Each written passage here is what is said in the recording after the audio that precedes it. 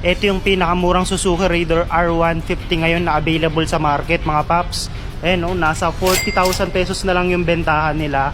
Halos na 60% off na rin siya kung bibilihin mo to ng brand new. Alright, what's up mga paps? Welcome back sa panibagong Repo Serie video natin. So ngayong araw mga paps, meron tayong bagong discover kung saan kayo pwedeng kumuha ng murang hulugan na motor, murang cash basis na motor. So tapusin mo to kung naghahanap ka ng murang motor, baka nandito na hinahanap mo. Alright, let's go! Tapos ang maganda rito mga paps, yung monthly niya, 2 taon mo lang siya babayaran. Nasa 2,512 lang, pero additional good news mga paps, less 400 pesos pa once na updated yung monthly installment mo. So papatak na lang to no, nasa 2,112 for 2 years. May makukuha ka ng solid na Raider R150 Fi. Pagdating naman sa condition niya, hindi ka rin mapapahiya. Ayan no, napakaganda pa ng lens niya, walang kabangas-bangas, sobrang detailed pa ng loob. And then pagdating sa parts niya, kompleto rin, naka-stock tire pa siya. Yung radiator cover niya naka-aftermarket, pero mas maganda to, lalong bumagay. And then sa parts niya, ayan yung itsura ng parts niya. Sobrang solid mga paps. Sa mileage lang, di lang natin ito matche-check since naka-digital panel. Meron na rin siya mga gold bolts dito. Ayan o. So ayan, sa naghanap ng Raider R150 na Fi mga paps, cash basis and installment basis, available yan dito sa kanila. Itong Honda Beat nila mga paps, maganda to. Meron na siyang plate number kasi ayan o, may QR code na siya rito.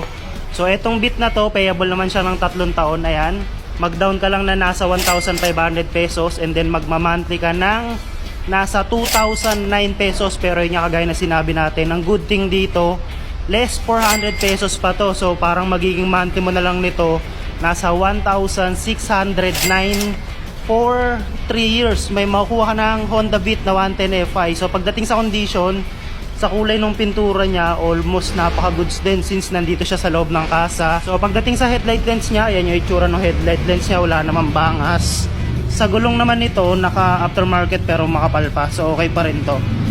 And then sa mileage ng Honda Beat nila, hindi lang natin to matche-check since naka-digital panel to. And then meron lang siyang minor issue dito sa bandang upuan, pero ito madali nang solusyonan to since papalitan mo lang naman to ng seat cover. So ito sa nagharap ng Beat, ayan, meron sila rito. And then dito sa bandang labas mga paps, sa mga naghahanap ng Suzuki Raider R150 na carb type, ito available din siya for installment basis. So itong Raider nila, ang minimum down payment nasa 5,000 pesos and then magmamonthly ka ng nasa 2,463 for 3 years. Pero ganoon pa rin mga paps, may less pa rin siya na 400 pesos. So more or less, nasa 2,063 na lang yung magiging monthly installment mo para dito sa Suzuki Raider nila na carb type.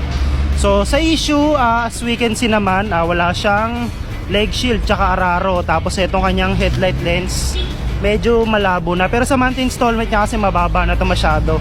Halos parang naguhulog ka na lang dito ng 110cc. So sa condition ng gulong, ayan, makapal pa naman.